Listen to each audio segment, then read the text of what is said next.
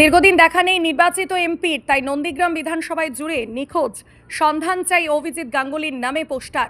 লোকসভা নির্বাচন 2024-এর পরে নন্দীগ্রামের দেখা নেই সাংসদ অভিজিৎ গাঙ্গুলির, তাই নন্দীগ্রামের বিভিন্ন এলাকায় সন্ধান চায় এর পোস্টার পড়ল। নন্দীগ্রাম 4 নম্বর অঞ্চল ভেকুটিয়া গ্রাম পঞ্চায়েত এলাকা, দাউদপুর গ্রাম পঞ্চায়েত এলাকায়, শামসাবাদ গ্রাম পঞ্চায়েত এলাকায় প্রভৃতি জায়গায় এমপির সন্ধান চায়ের নিরুদ্দেশ সম্পর্কিত পোস্টার। তৃণমূল নেতৃত্ব শেখ শামসুল ইসলাম দাবি করেছেন অভিজিৎ বাবুর বিরুদ্ধে শুভেন্দু অনুগামীরা পোস্টার করেছে। যদিও এই দাবি সম্পূর্ণ উড়িয়ে দিয়ে বিজেপি নেতৃত্ব মণ্ডল সভাপতি সুদীপ দাস দাবি করেন তৃণমূল কংগ্রেসের দেউলিয়াপনার এক নিকৃষ্টতম উদাহরণ এটি।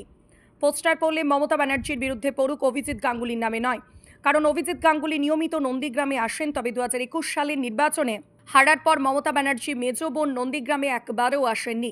তাই পোস্টার পড়লে মমতা ব্যানার্জি নামই পড়ুক। উল্লেখ্য আছে বিভিন্ন কর্মসূচি নিয়ে সারাদিন নন্দীগ্রাম বিধানসভাতে থাকবেন অভিজিৎ গাঙ্গুলি। আমি সকালে এসে দেখলাম যে আমাদের এই ভাটপুকুর বাজারে আমাদের এখানকার যিনি এমপি অভিজিৎ গাঙ্গুলি, তিনি নিখোঁজ বলে একটি পোস্টার, একটি নয় একাধিক পোস্টার আমাদের এই বাজারে বিভিন্ন জায়গায় লাগানো আছে।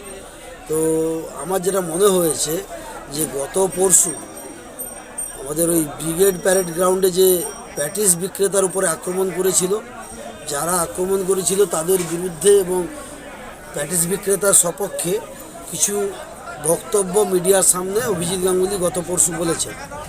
সেই বক্তব্যের পরে আমাদের এই এলাকার যারা বিজেপির নেতা তথা শুভেন্দু অধিকারীর অনুগামী, তারা বিভিন্ন জায়গায় তারা বিভিন্ন রকমভাবে অভিজিৎ গাঙ্গুলির বিরুদ্ধে বিভিন্ন প্রতিক্রিয়া দিচ্ছে আমরা দেখছি।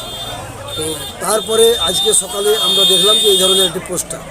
আমার যতদূর মনে হয়েছে যে এটা সম্পূর্ণ বিজেপির গোষ্ঠীদ্বন্দ্ব এবং এটা অভিজিৎ গাঙ্গুলির বিরুদ্ধে যারা পোস্টার দিয়েছে তারা শুভেন্দু অধিকারীর অনুগামী, যাদেরকে শুভেন্দু অধিকারীর ইন্ধনে এই ঘটনাটা ঘটিয়েছে এবং অভিজিৎ গাঙ্গুলিকে তারা পছন্দ করেন না।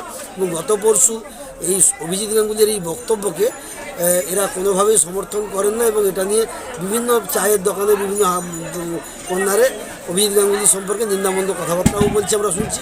এবং এটা সম্পূর্ণ বিজেপির গোষ্ঠীদ্বন্দ্বের জন্যই হয়েছে। আপনার নাম?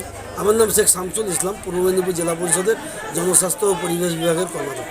দেখুন, গতকাল তৃণমূল কংগ্রেস নন্দীগ্রামে একটা যোগদান সভা করেছিলেন। সেই যোগদান সভা পুরোপুরিভাবে ফ্লপ হয়েছে। সেই যোগদান সভাতে তৃণমূল কংগ্রেসের রাজ্য স্তরে নেতা নেত্রীদের বোঝানো হয়েছিল যে ভারতীয় জনতা পার্টি থেকে প্রচুর পরিমাণ বড় বড় কার্যকর্তাদের যোগদান করানো হবে। তো সেক্ষেত্রে এরা টাকা পয়সা ও বিপুল অর্থ রাজ্য নেতৃত্বের কাছ থেকে নিয়েছিল। এমনকি এখানে পরিবহন মন্ত্রী থেকে শুরু করে একাধিক নেতা নেত্রীরাও এসেছিলেন এদের কথাবার্তা শুনে। কিন্তু সেই যোগদান সভা পুরোপুরিভাবে ফ্লপ হয়েছে। ভারতীয় জনতা পার্টি থেকে কাউকে যোগদান করাতে পারেনি। এমনকি এরা আমাদের যে সভাতে ন্যূনতম একটা লোক থাকে, সেই লোকজনকেও জোগাড় করার জন্য পুরো বিধানসভা থেকে এদেরকে লোকজন নিয়ে আসতে হয়েছে। তো সেক্ষেত্রে নজর ঘোরানোর জন্য এরকমভাবে এরা পোস্টার লাগিয়ে মানুষকে বিভ্রান্ত করছে। আমি বলবো, যদি এরকম নিখোঁজ পোস্টার লাগাতে হয় তাহলে মমতা ব্যানার্জির নামে নিখোঁজ পোস্টার লাগান। মমতা ব্যানার্জি 2021 সালে নন্দীগ্রামে এসে বলেছিলেন নন্দীগ্রাম মেজ বোন। সেই মেজ বোনকে নন্দীগ্রামে হেরে যাওয়ার পরে একবারও উনি নন্দীগ্রামে আসেননি।